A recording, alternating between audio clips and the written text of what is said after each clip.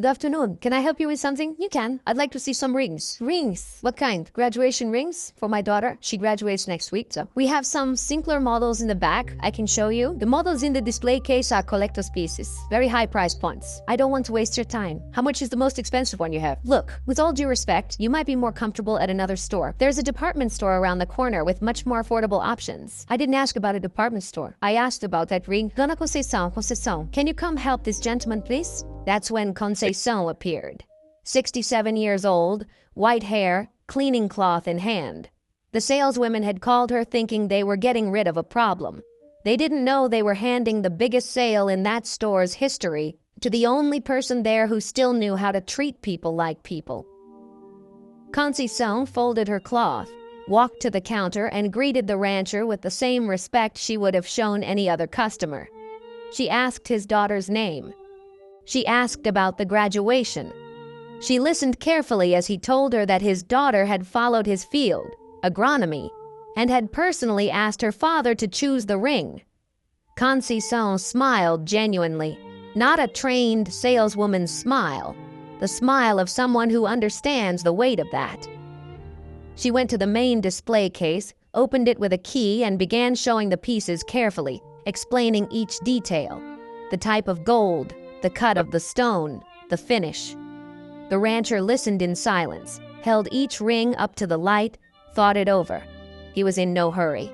The saleswomen watched from the corner, not understanding what was happening. When Conceição presented the store's most special piece, an 18-karat yellow gold ring with a blue sapphire and 2 side diamonds that had arrived the previous month and never left the case. The rancher stared at it for a long time. Then he asked to have it wrapped, and asked for 2 more just like it. The saleswomen looked at each other, confused. He explained without ceremony that his daughter had 2 friends graduating alongside her, that the 3 had grown up together, that when one did well, they all did well, and that he wanted to surprise all 3 of them. The total came to over 160,000 reais. Conceição processed everything with slightly trembling hands, never letting her smile falter. When the rancher asked her to write down her name, she didn't understand why. He explained that he wanted the entire commission to go to her. Conceição tried to refuse, saying she wasn't even a saleswoman, that she was the cleaning lady. He said he knew exactly who she was. He said she was the only person there who had looked at him without judging his clothes, without calculating his wallet, without deciding before listening whether he deserved to be helped or not, and that had value.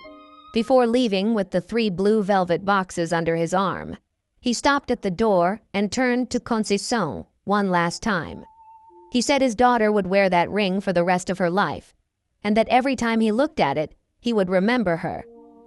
How a simple person, on an ordinary day, had done the rarest thing there is, treated a stranger with dignity without needing to know who he was first. Conceição stood at the counter after he left. The saleswomen said nothing. There was nothing to say.